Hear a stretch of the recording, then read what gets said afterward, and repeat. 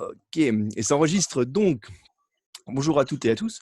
Aujourd'hui, j'ai la chance de pouvoir discuter avec Xavier Balta, qui est le owner de CrossFit BBN en région parisienne.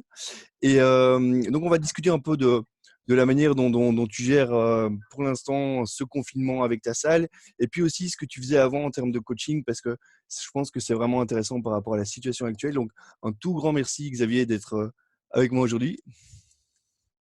Merci à toi. Voilà. Et je te laisse peut-être te présenter un peu et dire comment tu vis le confinement là depuis mi-mars. Alors, le confinement, c'est un peu particulier. On était réellement pas prêts. On était Mhm, loin de se douter qu'on allait devoir fermer nos salles, que même ça allait tous nous toucher, hein. Donc, ça s'est vite improvisé, hein. Plusieurs salles ont commencé à mettre le pas avec des entraînements, des entraînements en ligne. mhm, Et du coup, il y en a plein qui sont passés par Zoom. D'autres ont fait le choix de faire des vidéos. Moi, j'ai un peu de mal avec tout ce qui est vidéo. mhm. Genre, j'ai encore vraiment ce cours, ce coaching par vidéo, c'est encore nouveau. Et du coup, Ouais, je suis pas trop à l'aise. ok. Du coup, je fais une vidéo. Je fais une vidéo où j'explique un peu le WOD du jour, Mhm, où je démontre les mouvements. Après, on a une page privée sur laquelle j'échange, je donne plus d'informations, des mhm, liens sur des vidéos, mhm, pour vraiment tout ce qui est adaptation. mhm. Donc, voilà, on communique, en général, ça se fait comme ça depuis le début. Ok. Après, j'essaie de prendre des nouvelles d'un peu tout le monde, un petit coup de téléphone ou un message, Mhm, pour savoir si tout le monde va bien, si personne n'est touché, si de la famille, des mhm. adhérents n'est pas touché justement. Ouais, ouais. Et on essaie de maintenir le lien pour donner quelques nouvelles. Après, ça marche par mail pour les Mhm, infos importantes. mhm. Ok. Et est-ce que ta stratégie, si tu veux, a un peu évolué là depuis mi-mars? Parce que les premières interviews que j'ai faites, c'était avec des owners qui me disaient ce qu'ils allaient faire au tout début. Mais c'est bien, parfois, entre ce qu'on a prévu et ce qui se passe vraiment, il y a parfois une différence. Est-ce que du coup, tu as dû réajuster un peu les choses durant le mois et demi là, de confinement? Ouais, parce qu'au départ, je pensais vraiment pas que ça allait durer aussi longtemps. Du coup, c'était que du coaching, du moins, c'était que les mots via l'application qu'on a. Nous, on a une Mhm. application sur laquelle où je poste les mots, ils peuvent se Mhm. connecter et puis voir un peu ce qu'on a à faire. Mhm. Et au fur et à mesure, nous allons toujours, c'est toujours un peu plus long. Mhm. Donc, au départ, il n'y avait pas de prêt de matériel. Pourquoi? Parce Mhm. que j'estimais que ça suffirait. Et puis, Mhm. au fil du temps, j'en suis venu à prêter du matériel parce que moi-même aussi, je commençais à un peu être fatigué de faire des jumping jacks, des lunges Mhm. et pas avoir quelque chose d'autre pour pouvoir agrémenter un peu les entraînements. Ouais. Du coup, mes entraînements, quand je les écris, la programmation, elle tourne un peu en rond, Mhm. à faire des pompes, des air squats, des pompes, des air squats, des jumping jacks. Ouais, même moi, perso, je trouvais que c'était un Mhm. peu fatigant. Du coup, Ouais. j'ai fait le choix de prêter mon matériel Mhm. à quelques adhérents. Donc, Ok, voilà. cool. Et quels sont les retours des adhérents du coup tu Est-ce que arrives vous à. êtes toujours là? Je La suis photo toujours là. qui. Attends. Hop. Est-ce que ça bloque un peu? Ça va revenir.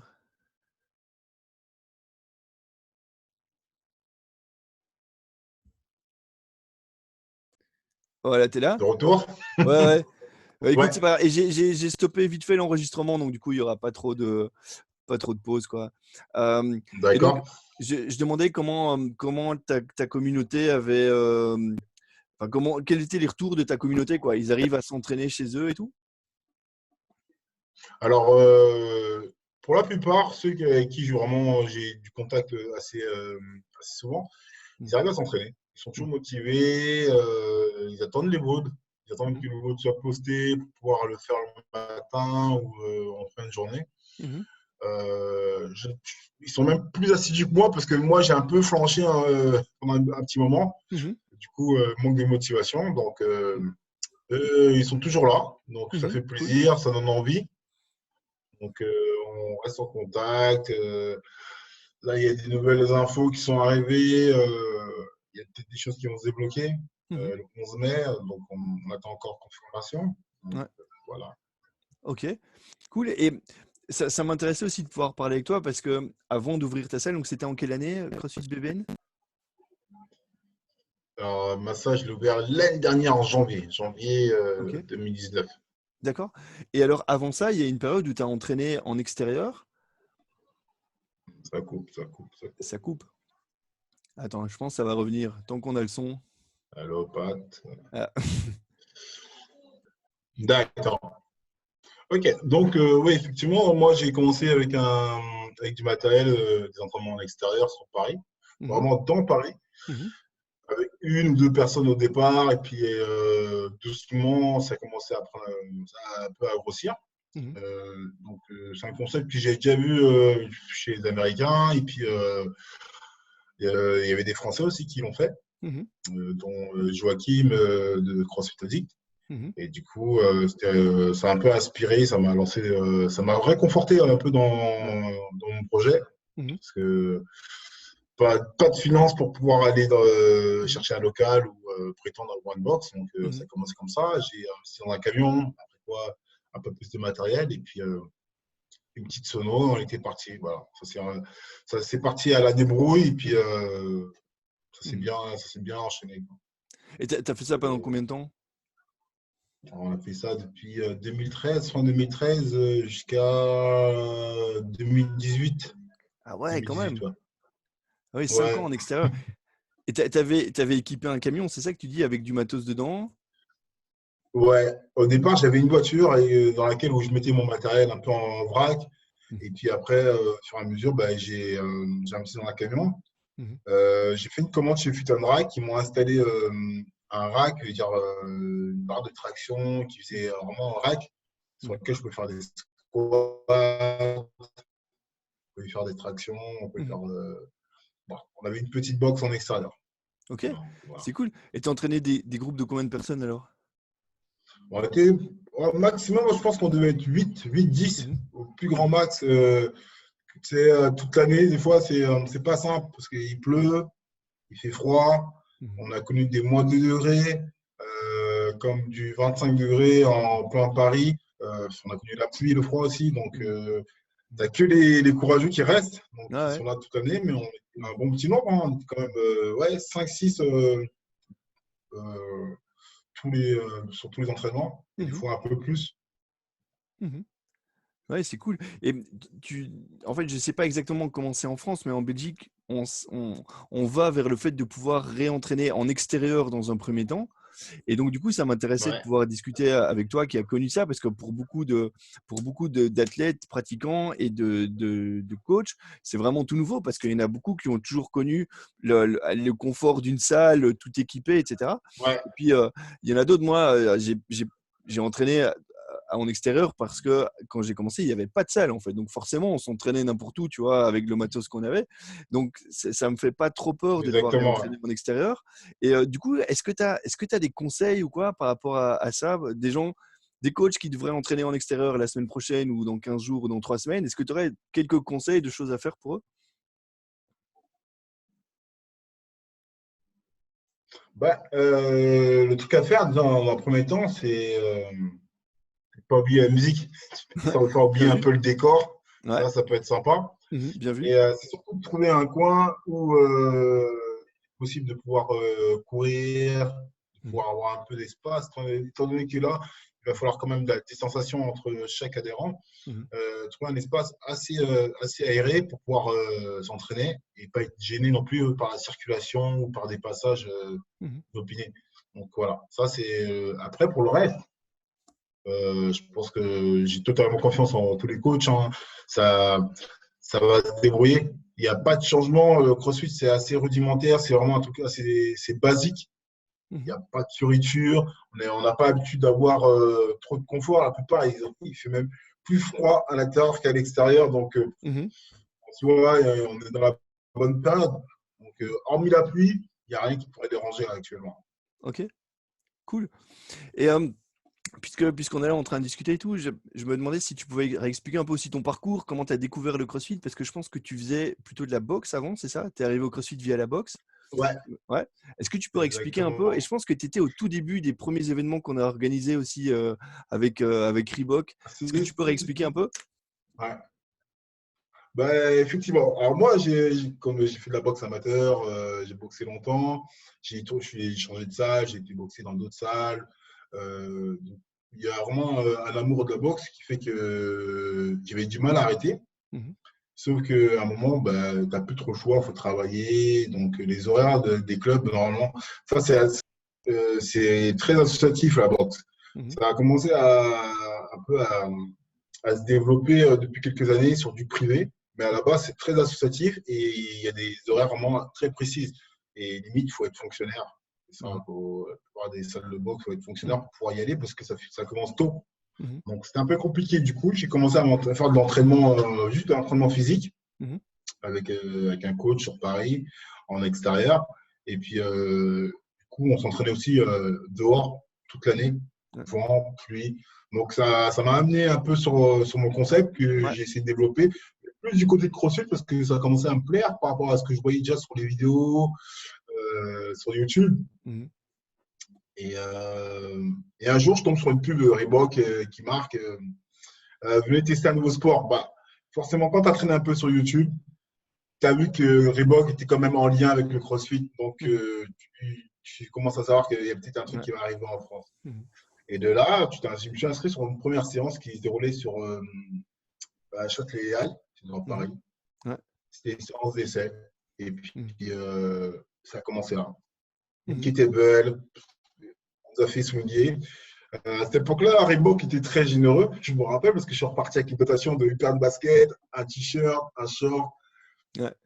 comme ça. Donc, déjà, pour attraper les gens, ils n'étaient pas trop mal. Ouais. Et de fil en aiguille, il y a effectivement toute la promotion qui s'est faite sur le Mhm. CrossFit avec Reebok. Du coup, Mhm. ils ont enchaîné sur le salon du fitness. Ouais. Il y a aussi des animations. Il y avait aussi la première qualification pour les championships. Mhm. Donc, je me suis inscrit. Alors, Mhm. je me suis inscrit là et puis tout a commencé. Donc, Mhm. première qualification au salon, Ouais. deuxième sur Paris, en extérieur aussi. C'était Les ça reste des demi-finales, je moments, me je me rappelle. rappelle encore, mais je me rappelle de toi qui me disais, vas-y, envoie la hanche, et je ne comprenais pas. Je ne comprenais pas pourquoi tu faisais un peu la hanche. Il fallait faire des tractions et des tractions, ben, c'est juste tu Ouais. tires. Mhm. Euh, donc, il y avait toute cette période, il y avait beaucoup de monde. Je me rappelle, il y Ouais. avait beaucoup de monde, il y avait de l'animation. C'était vraiment, Mhm. ça reste un très bon souvenir parce Mhm. que il y avait quasiment la totalité des gens qui ne connaissaient pas et qui avaient envie, quoi. Ouais, ouais. Donc, ça commence comme ça. Mhm. Et de qualif en qualif, tu commences à connaître un peu de monde, ceux qui s'occupent justement de l'organisation, de ceux qui jugent, Mhm. de ceux qui viennent pratiquer. Mhm. Et puis, on arrivait jusqu'à la finale à Port de la Villette. Ouais. Donc, et là, c'était vraiment aussi un grand événement. C'était tout nouveau. Mhm.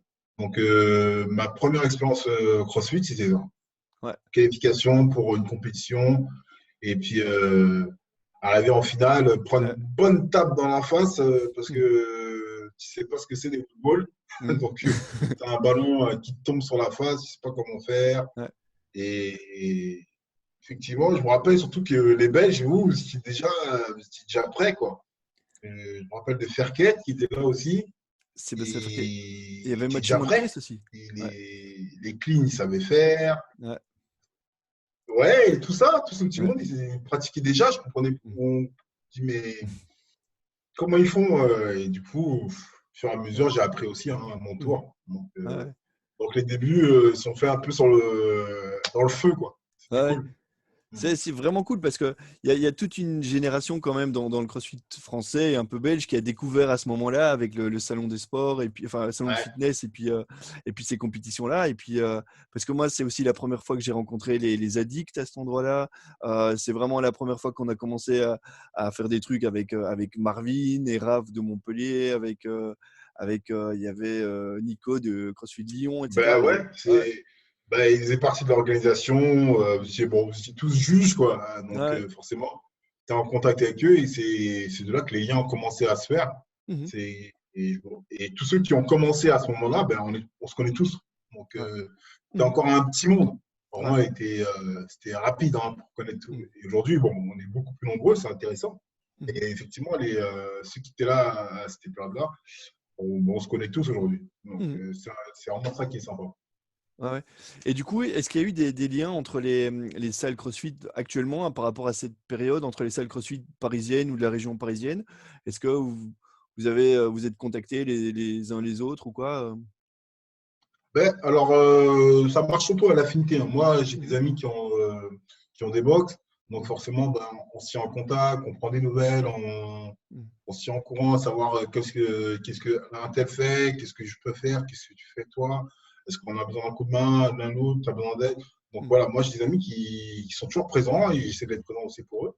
Mhm. Et depuis peu, il y a un groupe qui s'est créé sur Messenger pour Mhm. un peu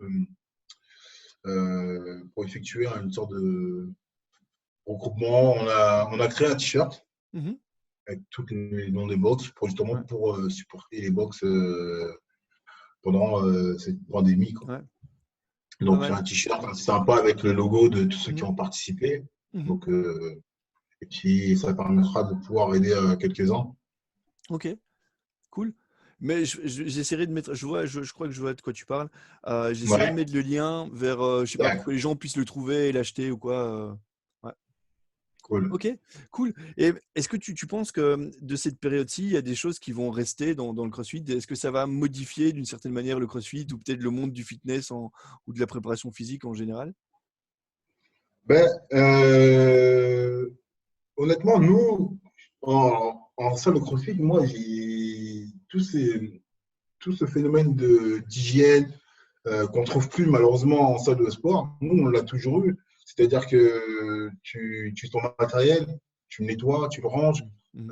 Il y a les autres qui arrivent, ils font de même, ainsi de suite. Et puis tous les soirs, moi je passe à Saint-Pierre, je nettoie les WC. Et puis, Mhm. il y a donc cette partie d'hygiène, Mhm. elle a toujours été là. Et je pense qu'elle est même encore plus présente dans les box CrossFit parce qu'on est quand même peu nombreux, on est là sur le quotidien, on est tous les jours. Ouais.